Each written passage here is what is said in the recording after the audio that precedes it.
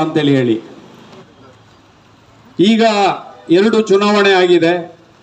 2 ಚುನಾವಣೆಯಲ್ಲಿ ಕೂಡ ನಾವು ನಿರೀಕ್ಷೆಗೂ ಮೀರಿದಂತಹ ಮತವನ್ನ ಪಡೆದು ಜಯವನ್ನ ಗಳಿಸಿದ್ದೇವೆ, ಅತ್ಯದ್ಭುತವಾದಂತಹ ಜಯವನ್ನ ಸಾಧಿಸಿದ್ದೇವೆ. ಈಗ ನನ್ಗನಿಸ್ತಾ ಇದೆ, ಏನು ನಾವು ಚುನಾವಣೆ ಪರ್ವ ಅದೊಂದು ಸವಾಲು ಅಂತೇಳಿ ತಿಳ್ಕೊಂಡಿದ್ದೇವೆ. ಇನ್ನು ಉಳಿದಂತಹ ಚುನಾವಣೆಗಳು ಎಲ್ಲವೂ ಕೂಡ ಗೆಲುವು ನಮ್ಮ ಪಾಲಿಗೆ ಬರಲಿದೆ. ಹಾಗಾಗಿ ಇದು ಗೆಲುವಿನ ಪರ್ವ, ಬಿಜೆಪಿಗೆ ಗೆಲುವಿನ ಪರ್ವ ಅನ್ನೋದನ್ನ ನಾನು ಈ ಸಂದರ್ಭದಲ್ಲಿ ಹೇಳಲಿಕ್ಕೆ ಇಚ್ಛೆ ಪಡ್ತೇನೆ.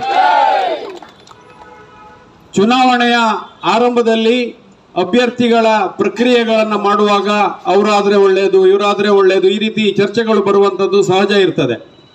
ಆದರೆ ಒಮ್ಮೆ ಪಕ್ಷ ಇಂತಹ ಅಭ್ಯರ್ಥಿಗೆ ಘೋಷಣೆ ಮಾಡಿದ ಮೇಲೆ ನಾವೆಲ್ಲರೂ ಅವರಿಗೆ ಕೆಲಸವನ್ನು ಮಾಡಬೇಕಾದದ್ದು ಪಕ್ಷದ ಧರ್ಮ, ಅದು ನಮ್ಮ ನಿಷ್ಠೆ. ಈ ಕಾರಣಕ್ಕಾಗಿ ಲೋಕಸಭಾ ಚುನಾವಣೆಯಲ್ಲಿ ಕೂಡ ನಮಗೆ ನಾವು ನಿರೀಕ್ಷೆ ಮಾಡದಂತಹ ಒಬ್ಬ ಅಚ್ಚರಿಯ ಅಭ್ಯರ್ಥಿಯನ್ನ ಕೋಟಾ ಶ್ರೀನಿವಾಸ ಪೂಜಾರಿ ಅವರನ್ನ ಪಕ್ಷ ನಮಗೆ ಕೊಡ್ತು. ಈ 8 ಲೋಕಸಭಾ ವಿಧಾನಸಭಾ ಕ್ಷೇತ್ರದಲ್ಲಿಯೂ ಕೂಡ ಎಲ್ಲಿಯೂ ಒಂದು ಕಡೆಯೂ ನಾವು ಹಿನ್ನಡೆಯನ್ನ ಅನುಭವಿಸಲಿಲ್ಲ. ಬಹುಶಃ ಸ್ವತಃ ಅಭ್ಯರ್ಥಿಗೆ ಕೂಡ ಇದೊಂದು ಅಚ್ಚರಿಯ ಮತ ಅನ್ನುವಂಥದ್ದು ಅರಿವಿಗೆ ಬಂದಿದೆ. ಅದನ್ನು ಅವರೆಲ್ಲ ಕಡೆ ಪ್ರಸ್ತಾಪವನ್ನು ಕೂಡ ಮಾಡಿದ್ದಾರೆ. ತದನಂತರ ನಡೆದಂತ ಚುನಾವಣೆ ಪದವೀಧರ ಮತ್ತು ಶಿಕ್ಷಕರ ಕ್ಷೇತ್ರದ ಚುನಾವಣೆ. ಈ ಚುನಾವಣೆ ಅಭ್ಯರ್ಥಿಯಲ್ಲೂ ಕೂಡ ಆರಂಭದಲ್ಲಿ ಗೊಂದಲಗಳಾಯಿತು. ನಮ್ಮದೇ ಸ್ಥಳೀಯ ಅಭ್ಯರ್ಥಿಯಾದಂಥ ರಘುಪತಿ ಭಟ್ರು ನಿಂತರು.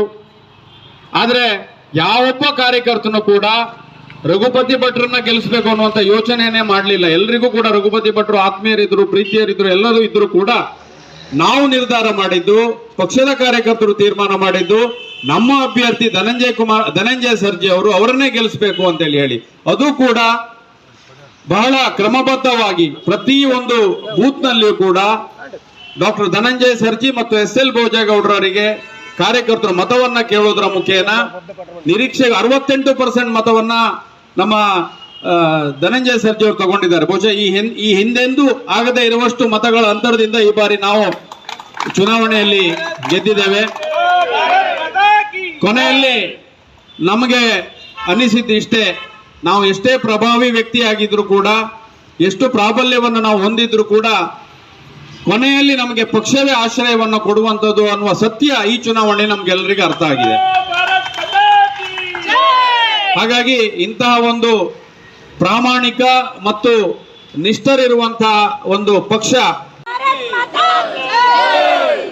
ಮಾನ್ಯ ಜಿಲ್ಲಾಧ್ಯಕ್ಷ ಪಾರ್ಟಿಗೆ ಜಿಲ್ಲಾಧ್ಯಕ್ಷ ನಾಳೆದು ಕೂಡ ಒಳ್ಳೇದೇ ಆಗುತ್ತೆ ಎನ್ನುವ ಮಾತನ್ನು ಹೇಳಿದರು. ಆಗುವುದೆಲ್ಲ ಒಳ್ಳೇದಕ್ಕೆ ಅಂತ.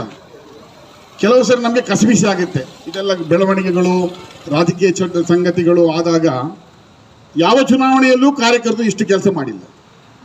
ಪದವೀಧರ ಚುನಾವಣೆಯಲ್ಲಿ ಹಿಂದೆ ನಾವು ಅಧ್ಯಕ್ಷರಾಗಿದ್ದವರು ನಮ್ಮ ಕುಯಿಲಾರ್ ಸುರೇಶ್ 88ರಿಂದ ಗೆಲ್ತಾ ಬಂದಿದ್ವಿ.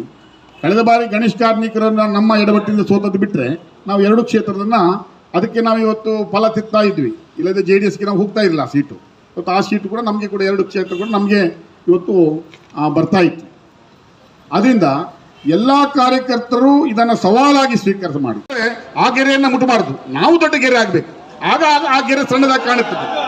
ಆ ರೀತಿಯಿಂದ ಇವತ್ತು ನಾನು ಎಲ್ರಿಗೂ ಕೂಡ ವಿಶೇಷ ಅವರಿಗಂದ್ರೆ ಬೇಗ ಉದಯಶೇಖರ್ ಬೇಗ ಕೈ ಮಾಡಿ ಮಳೆ ಬರುತ್ತಲ್ಲ ಆದ್ರಿಂದ ಇನ್ನು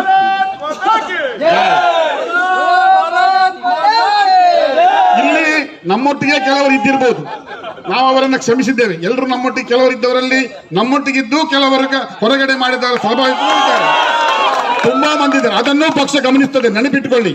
ಯಾರಾದ್ರೂ ಅಂತ ವ್ಯಕ್ತಿಗಳು ಈ ಸಭೆಯಲ್ಲೂ ಇದ್ದಾರೆ, ಅಂತವರನ್ನು ನಾವು ಗಮನಿಸ್ತೀವಿ. ಸಂದರ್ಭ ನಾನು ವಿಭಾಗ ಪ್ರಭಾರಿಯಾಗಿ ಹೇಳ್ತೇನೆ, ಸಂದರ್ಭ ಬಂದ್ರೆ ಅದನ್ನು ಎಲ್ಲವನ್ನೂ ಗಮನಿಸಿದ್ದೇವೆ. ಎಲ್ಲಾ ಕಡೆ CC ಕ್ಯಾಮೆರಾ ಇದೆ. ಅಂತವರು ಇದನ್ನ ಪಕ್ಷ ಗಂಭೀರವಾಗಿ ಅಂತವರನ್ನು ಕೂಡ ಪಕ್ಷ ಇವತ್ತು ಗಮನಿಸಿದರೆ ಈ ಒಂದು ಜಯಕ್ಕಾಗಿ ಹೋರಾಟ ಮಾಡಿದಂತ ಪತ್ರಕರ್ತ ಸ್ನೇಹಿತರಿಗೂ ನಾನು ಅಭಿನಂದನೆ ಸಲ್ಲಿಸ್ತೇನೆ.